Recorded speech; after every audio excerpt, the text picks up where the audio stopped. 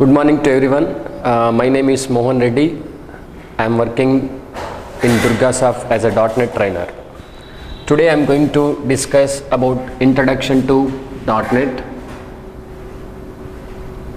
So you know that .NET is a product of Microsoft, and .NET is announced by Bill Gates in the year of 2000, and the first version of .NET is released in the year of 2002.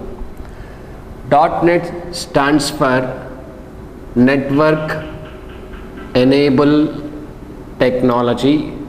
.NET stands for Network Enabled Technology. But till now Microsoft has not given any abbreviation for .NET. Any official abbreviation for .NET Microsoft has not given. So .NET stands for Network Enabled Technology. We will say that. Next, what is .NET means? What is .NET? .NET is a framework tool. .NET is a framework tool which supports around 60 plus programming languages. .NET is a framework tool. So here we need to discuss .NET is a framework tool which supports 60 plus programming languages. So in these 60 plus programming languages, 9 programming languages are designed by Microsoft. 9 programming languages are designed by Microsoft, and remaining all designed by non-Microsoft. Remaining programming languages are designed by non-Microsoft. The most 9 important programming languages which is developed by Microsoft are, here I am just listing out that 9 programming languages. First one is C#.NET, VB.NET, C++.NET, J#.NET, F#.NET, JScript.NET, Windows PowerShell, Iron Ruby, Iron Python. These are 9 programming languages which are developed by Microsoft. So in these 9 programming languages, most oftenly used programming languages are C#.NET and VB.NET. You know that C#.NET is most powerful programming language. So C#.NET is a most powerful programming language, and VB.NET also can be used in real-time application development, and also these programming languages. And as a programmer, we can use any programming language to develop the application code. So these 9 programming languages which are developed by Microsoft. And to know that non-Microsoft programming languages which are developed, remaining programming languages, that are, you can visit this site www.netpowered.com. If you go to this site, you will be able to get what are the .NET support programming languages. Okay, right. So what is .NET means? .NET is a framework tool which supports different types of programming languages. Then we need to discuss here .NET framework means what? .NET framework means what? .NET framework is a collection of class libraries. .NET framework is a collection of class libraries. So that means here it is a framework, .NET framework. It contains some collection of class libraries. Class libraries contain some classes and methods, functions, and so all are including in .NET framework. So .NET framework is developed by Microsoft, and .NET framework is a free software. .NET framework is a free software we can download from Microsoft site and install into our machine. So without .NET framework there is no .NET. So without .NET framework there is no .NET. Why? Because with help of .NET framework only we can able to develop an application in .NET. So without .NET framework there is no .NET. So .NET Framework is a free software we can download from Microsoft site. So when we install .NET Framework into our machine, so there are class libraries gets installed into our machine automatically. So that with the help of that class libraries only, so any programmer can develop the application code and everything. So without .NET Framework, no installation possible class libraries, and without class libraries we cannot start the programming part in .NET. So why .NET? The question is here, I am telling here, why .NET? Why .NET? .NET is used to build an application, or .NET is used to develop different types of application.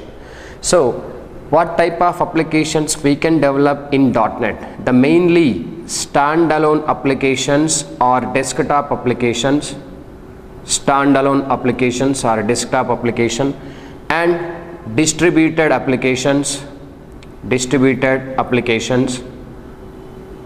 and standalone application and desktop application means there are mainly two standalone applications in .NET. One is console application and next one is Windows Forms application. Console application, next one is Windows Forms application. These two applications are standalone or desktop application. So what is the standalone and what is the desktop application, we will be discussed in later sessions. And distributed application means this is web application, that is ASP.NET web application. So not only these standalone and distributed applications, we can able to develop different types of application in .NET, like WCF applications, Windows Communication Foundation, and WPF, Windows Presentation Foundation, and MVC Model View Control, and Ajax applications, and Crystal Report setup and deployment. We can develop different types of application using .NET. So but any type of application if you want to develop in .NET, then compulsory we should use a framework called .NET Framework. So without .NET Framework there is no .NET. So that's what it is, a heart of .NET. .NET Framework is a heart of .NET. Yes. Next I'm going to discuss about what is platform, because if I take anything, so people will ask whether it is platform independent or dependent. If you take Java, means Java is purely platform independent. Same like if .NET is platform independent or dependent, we have to decide. Then before that I am going to talk about what is platform. Platform means what? Platform is a combination of operating system architecture and processor architecture.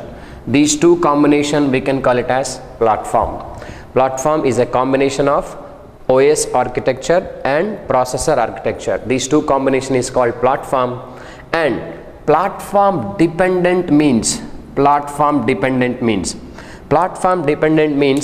programming language code can be able to run only particular operating system, is known as platform dependent.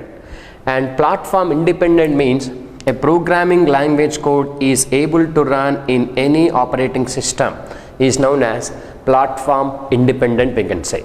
So here the thing is, .NET is platform dependent or independent. .NET is a platform dependent using .NET Framework. That means what? When we are using .NET Framework, the .NET Framework code is able to run only on particular operating system. That means .NET Framework code is able to run only Windows based operating system. Windows based operating system. You know that Windows based operating systems are Windows XP, Windows 7, Windows Vista, Windows 8, Windows 10. These all are Windows based operating systems. So that means when we are using .NET Framework to develop .NET application, then .NET Framework code is able to run only on Windows based operating system, XP 7, Vista 8 or 10. So that means in this case we can say .NET is a platform dependent, because when we use .NET Framework, the code cannot be run on other operating systems like Unix, Linux, Solaris, like that. Okay, right. So .NET is platform independent also. Here .NET is both, we can say. .NET is platform independent also. That means how do we make our application into platform independent? Then instead of .NET Framework, there is a separate framework called Mono Framework. there is a Mono framework. So instead of .NET framework, if we use Mono framework, then .NET application can be able to run on all operating system, including Windows. So you can see this all operating system, it will be run. So Mono framework is what here? Mono framework is a third-party framework which is developed by Novell company. So if you want to make your .NET application as a platform independent, then we should use a framework called Mono framework. And if we use .NET framework, then .NET framework code is able to run only Windows-based operating system. That means what here? So when we use .NET framework, .NET is platform dependent. When we use Mono framework, .NET is platform independent. .NET framework code is able to run only Windows-based operating system. Mono framework code is able to run in all operating system. Then the thing is, .NET framework is a free software which is developed by Microsoft. So freely it is available. And whereas Mono framework is not a free software, it is a licensed software. You should purchase from third-party company, that is Novell. So that's what the most of the people will make their application as platform dependent using .NET framework. So here .NET framework is a product of Microsoft. All Windows-based operating system also product of Microsoft. So .NET is both platform dependent when we are using .NET framework, and .NET is platform independent when we are using Mono framework. Only the difference is .NET framework is a free software, and whereas Mono framework is not a free software, it is a licensed software. Okay, right. So this is what is .NET and why .NET, and .NET will support how many programming languages this is. Okay, right. So next I am going to discuss .NET program execution process. In .NET, when we write the coding part, that can be execute. How it will be execute and how it will be compiled, how many compilations are there in .NET program execution. Now here I am going to discuss. So whenever we write the code in any programming language of .NET, that code is considered as source code. Source code. Here I am going to discuss what? Code execution process in .NET. Code execution process in .NET. Right. For example, if I write the code in C Sharp and J Sharp or F Sharp, any programming language of .NET, that code is called as source code. Source code. Source code is compiled by language compiler, because every programming language is having its own language compiler, and after language compiler it generate MSIL code or CIL code, or else IL code we can call it as. MSIL stands for Microsoft Intermediate Language, or CIL stands for Common Intermediate Language. So here up to here first compilation, because in .NET code execution process, code will be compiled twice. In first compilation, what will happen? Source code, that means you may write this code in C#.NET or VB.NET or J Sharp or F Sharp, any programming language of .NET. If you write, that code is called what? Source code. And source code is compiled by language compiler, because every programming language is having its own compiler. And after that compilation successfully done, when compilation successfully done, it generate what code? MSIL code, Microsoft Intermediate Language code or Common Intermediate Language code. It also called as IL code, Intermediate Language code. So this is first compilation. In second compilation, what's happened? You can see this. Here a main component is there, that is CLR. CLR is contained JIT. JIT stands for just-in-time compiler. It is associated with CLR, and then it is generate native code. It is generate native code. Native code means here native to the operating system. Then after that, code is going to be executed. Code is executed. Here this is second compilation.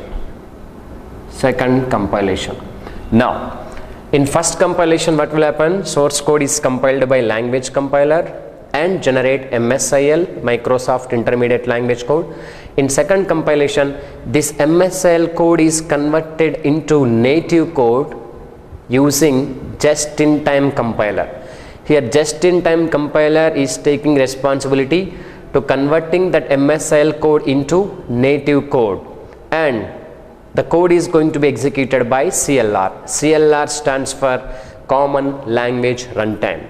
So how the Java people will have JVM, Java Virtual Machine, same in .NET, CLR is there, Common Language Runtime. It is provide execution environment to the .NET applications.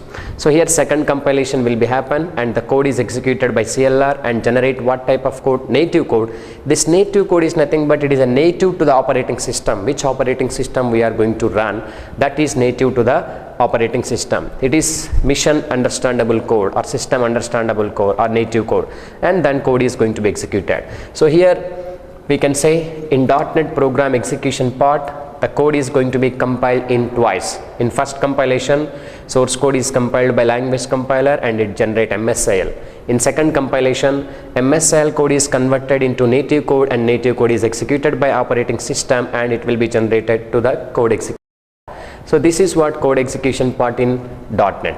If you take any programming language, this is only will happen. So there are two compilations will be takes place while program is going to be run and while program is going to be compiled and run, right? So this is the code execution process in .NET. Here SC means source code. SC means source code. LC means language compiler. MSIL means Microsoft Intermediate Language, and CIL means Common Intermediate Language, and CLR stands for Common Language Runtime, and JIT stands for just-in-time compiler, and this is the abbreviations of all those things: source code, language compiler, Microsoft Intermediate Language. It also called as CIL, Common Intermediate Language, and it also called as IL code, we can say Intermediate Language Code. And CLR is a main component in .NET Common Language Runtime, and just-in-time compiler is a second compilation which is responsible to convert that MSIL code into native code. So this is the code execution process in .NET, right? Next I am going to talk about here Visual Studio. So why Visual Studio?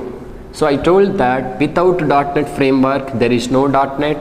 Without .NET framework there is no .NET.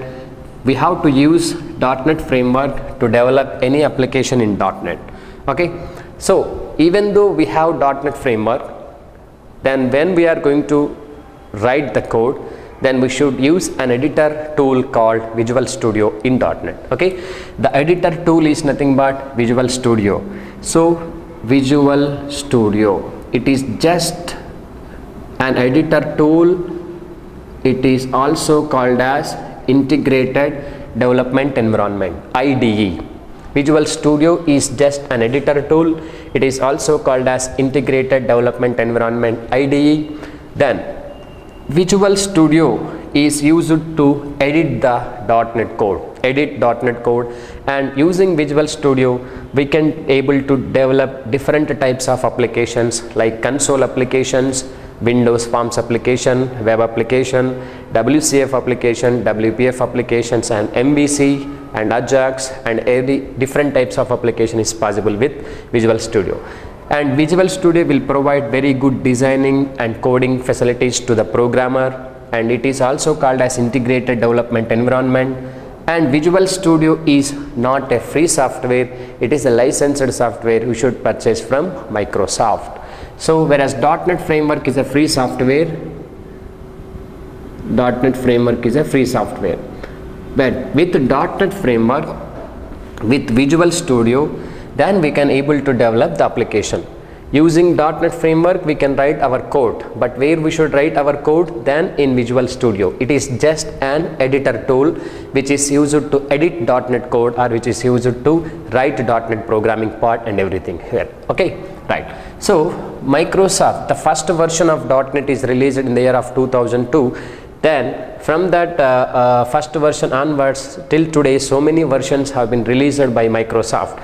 That versions are .NET Framework first version is 1.0, then .NET Framework 1.0, and at the time Microsoft has released Visual Studio environment for editing the code and writing the code, and later Microsoft .NET Framework 1.1 and Visual Studio 2003, then 2.0 Visual Studio 2005, 3.0 it is not applicable, 2005 only, then 3.5 Visual Studio 2008, and 4.0 Visual Studio 2010, 4.5 Visual Studio 2012, and latest version is 4.6 Visual Studio 2015. Okay, so these are the versions of .NET Framework and Visual Studio. So version wise some features will be added by Microsoft. Then latest version of .NET Framework is 4.6 and Visual Studio version is Visual Studio 2015. Okay, right. So when we want to develop any application in .NET, then to use some other programming language, then compulsory we should use a framework version, and according to that framework version we should install that Visual Studio version also. Framework means which is help to write the code in .NET programming, and Visual Studio is used to support to write the code in their editor tool. So these all editor applications, Visual Studio 2015 4.6, this is the latest version, right? So we should develop any if you want to develop any application, we should use this framework, and also along with this we should use that Visual Studio environment. Okay, right. So these are the versions of .NET Framework. Next I am going to discuss about .NET Framework components. So what are the .NET Framework components? Then what is the use of that .NET Framework components I am going to discuss here. .NET Framework components. .NET Framework components. Here .NET Framework is mainly two components. One is CLR. It stands for Common Language Runtime, and next one is BCL. It stands for Base Class Library. Base Class Library. It also called as FCL, Framework Class Library. Framework Class Library we can say. Okay, so these are the two components, main important components in .NET Framework, that is CLR and Base Class Library. CLR stands for Common Language Runtime, Base Class Library BCL, or it also called as FCL, Framework Class Library. So first I will talk about CLR. Okay, so CLR is a main component which is used to provide runtime environment to .NET applications. When we write the programming part into .NET, then when we want to run the application, that runtime environment who will provide means Common Language Runtime will provide. So why the name is Common Language Runtime? Because I told that .NET is support multiple programming languages. Programmers can choose different programming languages to develop their applications. Then it will support all programming languages runtime environment, CLR. So that's what it is called, Common Language Runtime. It will support runtime environment to common programming languages which are supported to .NET only. Then CLR is again categorized into four subcomponents. One is CLS. It stands for Common Language Specification. it stands for Common Language Specification. Next one is CTS, it stands for Common Type System. Next one is GC, this is Garbage Collector.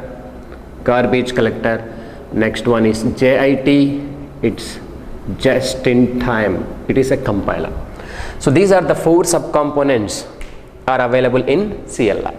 CLR is again categorized into 4 subcomponents. One is CLS, Common Language Specification, CTS, Common Type System, GC, Garbage Collector, and JIT, Just in Time Compiler. Okay, so with the help of these 4 subcomponents, Common Language Runtime is provide runtime environment to all .NET programming languages. Okay, we will talk about CLS now. So Common Language Specification, right? So mainly the purpose of Common Language Specification is used to provide language interoperability. Using CLS we can achieve language interoperability. Language interoperability, LI, language interoperability means providing code execution support in .NET to other programming languages. This is known as language interoperability, we can say. We are providing code execution support in .NET to other programming languages. That concept is known as language interoperability. Then that can be achieved using what? CLS, Common Language Specification. So here language interoperability can be achieved in 2 different scenarios. Language interoperability can be achieved in 2 different scenarios. One is managed code, next one is unmanaged code. One is managed code, next one is unmanaged code. In these 2 ways we can achieve language interoperability using Common Language Specification. Simple. Managed code means what? Just now we have seen the code execution support in .NET. Source code is compiled by language compiler and it generate what code? MSIL code. And managed code means the code which is generate MSIL after compilation. Managed code means what? The code which is generate MSIL after compilation, that code is known as managed code, because this MSIL is going to be managed by CLR. This MSIL code is going to be managed by CLR. This code is known as managed code. Here managed code purpose Common Language Runtime will provide. So Common Language Specification is used to achieve language interoperability. Language interoperability can be achieved in 2 different ways. One is managed code and unmanaged code. Managed code means the code which is generate MSIL after compilation, and that code is going to be managed by CLR. This code is known as managed code. For managed code, CLR is provide .NET facilities. For managed code, CLR is provide .NET facilities, that is code access security,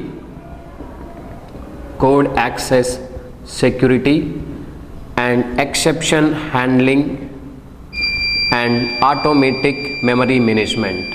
Then unmanaged code means before development of .NET, the programming languages were there. That programming languages also .NET will support program execution support. So that programming languages are before development of .NET, that is COM components and Win32 API. So these programming languages will not generate MSIL, and these programming languages will not managed by Common Language Runtime. Rather, these will be transferred to operating system which will be managed. So this type of code we can call it as unmanaged code. So unmanaged code means the code which is not generate MSIL and that is not managed by CLR, which is managed by operating system, is known as unmanaged code. So managed code, unmanaged code, in these 2 ways we can achieve language interoperability. So we discussed already, language interoperability means providing code execution support in .NET to other programming languages. That concept is known as language interoperability. That can be achieved with the help of CLS.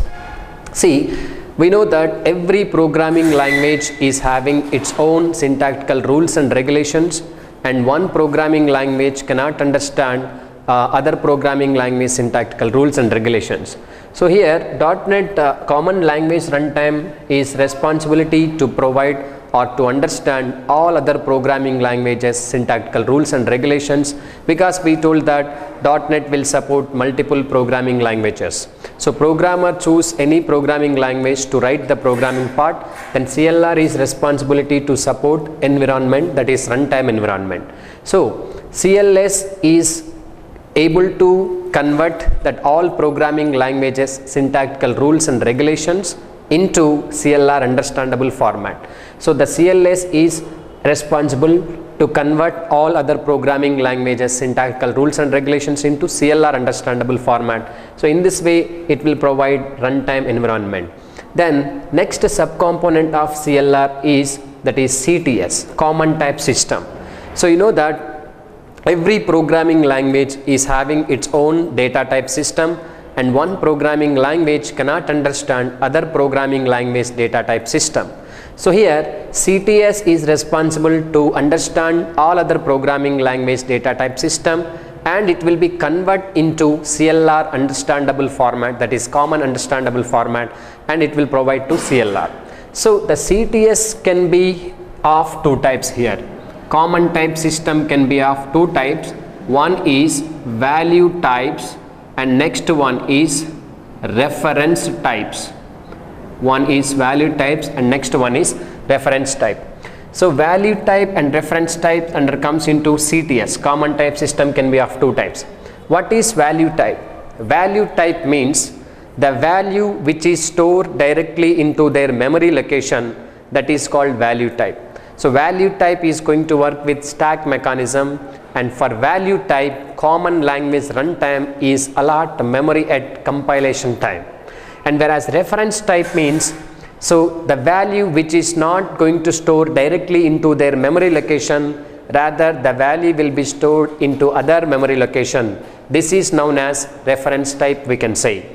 Then reference type is going to work with the heap mechanism, and for reference type CLR is provide memory at running time. So value type, for value type CLR is provide memory at compile time. For reference type CLR is provide memory at running time. So these two under comes into common type system. Okay, right. CLS is a responsibility to understand all other programming language syntactical rules and regulations, and CTS is responsibility to understand all other programming languages data type system. Okay, so this is CLS and CTS. Now we will be talk about garbage collector. It is a important garbage collector. So garbage collector is used to provide automatic memory management. Garbage collector is used to provide automatic memory management. So garbage collector, if there is no garbage collector, then as a programmer we need to write memory management task code also. So this may increase burden onto the programmer. So there is a garbage collector which is used to provide automatic memory management to our programs and objects and all. Okay, right. So here I am discuss what is automatic memory management. We told that garbage collector is provide automatic memory management. Then we will talk about what is automatic memory management. Right. So garbage collector is having internally its own engine known as optimization engine. Garbage collector is having its own engine known as optimization engine. This optimization engine will work when the objects are divided into two categories. One is objects in use and next one is idled objects. Okay, objects in use and idled objects. Objects in use means the application still that objects are using. Idled objects means the applications are not using that objects have been created for a long time. So these idled objects also called as garbage. Garbage means unwanted thing, unwanted memory. So these objects in use and idled objects can be divided into two categories by what? Optimization engine. Garbage collector is having a separate engine known as optimization engine, it can be work when that divide the objects into two categories, objects in use and idled objects.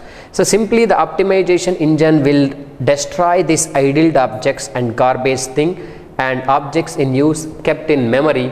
This concept or this process is known as automatic memory management. Okay, automatic memory management. So here I am going to explain what is the working nature of garbage collector, then how it will be provide memory to objects or memory to application objects. Now we will be discussed now, right? So garbage collector is completely work with managed heap.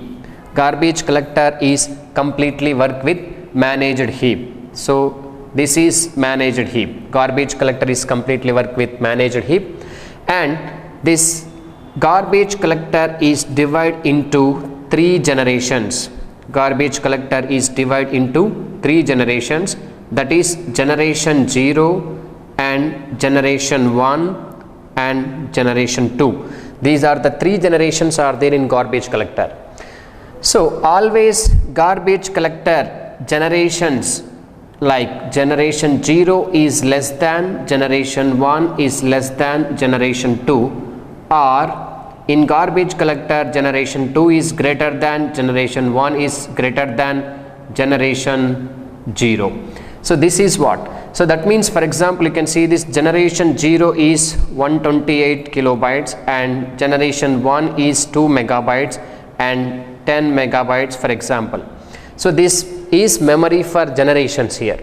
So garbage collector internally is divided into 3 generations, 0, 1, 2, and it will be completely work with managed heap mechanism, and always in garbage collector generation 0 is less than generation 1 is less than generation 2, or generation 2 is greater than generation 1 is greater than generation 0. Okay, right. So CLR is allot memory to its generations, garbage collector generations, because according to application size or according to project size only, common language runtime is allot memory to garbage collector generations.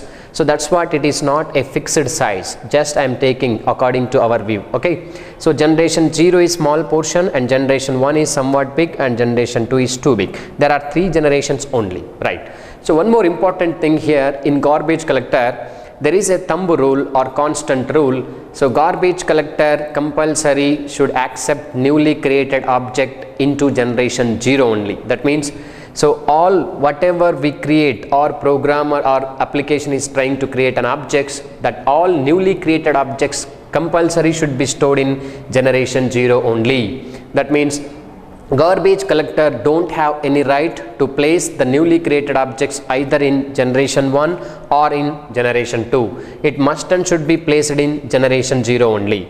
So for example, an application is trying to create objects like this obj1 and obj2, obj3, obj4, obj5. These are the 5 objects which are created by application. Then application is trying to create objects. These all objects are created and newly created object, it will be placed in generation 0, right? Whenever application is trying to create more objects, then that objects will be stored in generation 0. For example, here generation 0 is going to be filled with all objects, there is no memory. So that's what I am going to do here. So what garbage collector will do internally, if generation 0 is become full of objects, in this situation optimization engine will come into the picture. So optimization engine, this optimization engine will come and it will perform internally a method, a special method called collection means method.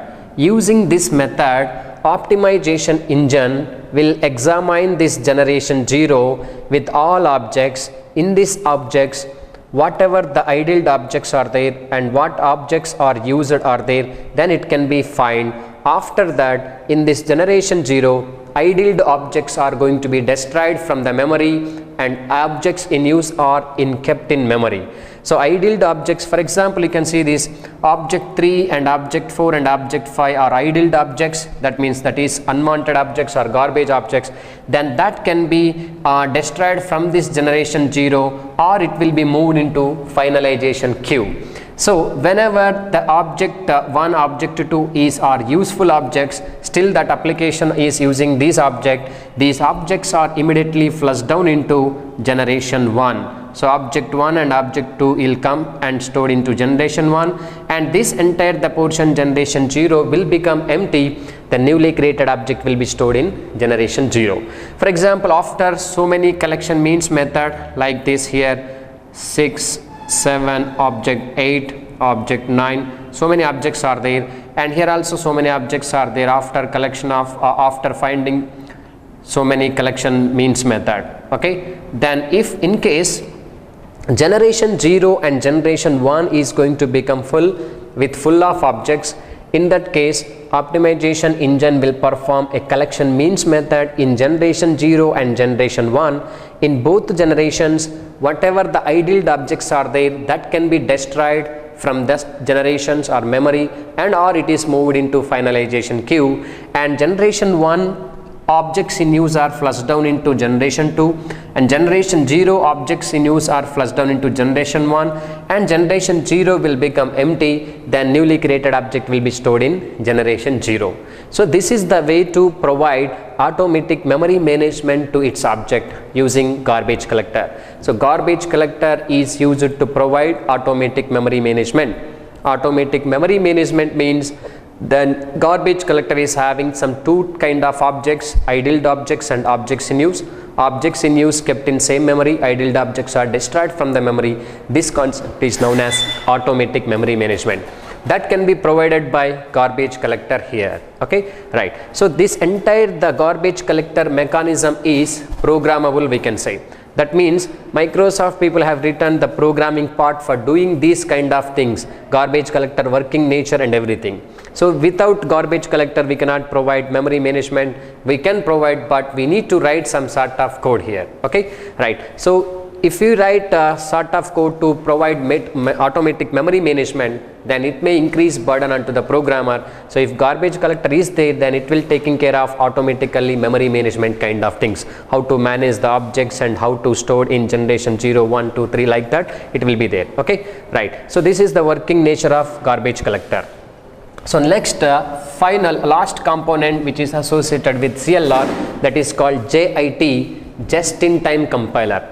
This is a compiler which is used in second compilation of .NET program execution, and just-in-time compiler is taking responsibility to convert that MSIL code into system understandable code, that is called native code or mission code, we can say, right? So using these all 4 subcomponents, CLS, CTS, garbage collector and just-in-time compiler, then CLR is provide runtime environment to .NET programming languages which are support. So without CLR we cannot provide execution environment or runtime environment to .NET support programming languages. Okay, right. So next, this is the first component, it is the most important component, and base class library, it is a second important component of .NET framework. So base class library means it is a collection of class libraries. Framework class library also we can call it as, or else it is called as assemblies also we can call it as. Base class libraries or framework class libraries or assemblies we can call it as, right? Right. So base class libraries are just building blocks of .NET framework. Without base class libraries we cannot write .NET programming part.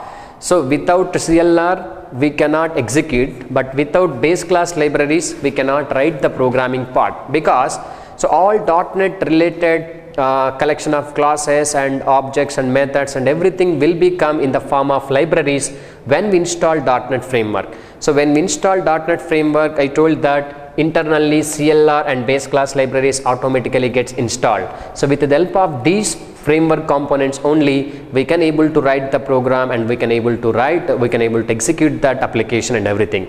So base class libraries are building blocks of .NET framework. Without base class libraries we cannot write any programming part in .NET. When we install .NET framework, automatically base class libraries will install and it will be present in our system or mission. Okay, right. So base class libraries are just like in .NET, base class libraries are just like C, C++ header, or else packages in Java. So in base class libraries in .NET is same like that. So header files in C++ or packages in Java, that also same in .NET base class libraries. So when we install base class libraries, that will be installed into our system automatically. The physical location of base class library is then root to drive, and after that OS folder, there you will be able to see that assembly folder. So root to drive means when we install .NET Framework, it will be located into C drive, and OS folder you will be get, that is Windows folder, and after that you can open assembly folder. There the base class library, there are thousands of base class libraries will be there in .NET. Okay, so with the help of that assemblies or base class libraries, we can able to write .NET programming code. Otherwise we cannot able to write that code. Okay, right. So that base class libraries are in the form of two ways. One is .exe and next one is DLL. DLL stands for Dynamic Link Library. DLL stands for Dynamic Link Library. .exe is an executable file. .exe is an executable file. So itself it will run individually because .exe is having an entry point. Entry point means that program executions will be starts from there onwards. That is called entry point. That entry point in .NET or any programming, that is called static void main. Main method is an entry point of the program execution. Then .exe is an executable file. Itself it will run individually because it is having an entry point. So it is having an entry point. That's what when we run the .exe directly it will be run. Okay, then for .exe operating system will create separate process. In that process only .exe will be going to run. And whereas DLL, Dynamic Link Library, Dynamic Link Library means here it is an supportive file. Itself it will not run individually because DLL do not contain any entry point, that is static void main. It is just an supportive file. Okay, so dynamically we are adding link to in the form of library, that is called in the name itself Dynamic Link Library we can call it as. So .exe and DLL are in the form of, that is base class library, it's a part. So base class libraries will be in the form of two ways, .exe and DLL. And using DLL we can achieve reusability also. That means reusability means once if we write the code using .NET component with class library template, that will be create internally DLL. Once the DLL can be added to reference to any application, that can be reused is possible. So with the DLL is possible. Okay, so these are the .NET framework components, that is CLR and base class libraries. These two automatically gets installed when we install .NET framework. As I told, there is no .NET without .NET framework. So there is no .NET without .NET framework. So when we install .NET framework, these two will be installed. With the help of base class libraries, we can able to write a programming part, or we can able to write an application development part. It's possible. After developing an application, if you want to run your programs and code and everything, then compulsory CLR is required. CLR is providing runtime environment to all .NET programming languages. Base class libraries are used to provide coding facilities to the programmer, which will be write with the help of so many class libraries. Okay, so that's all about base class libraries and framework class libraries. These are .NET framework components.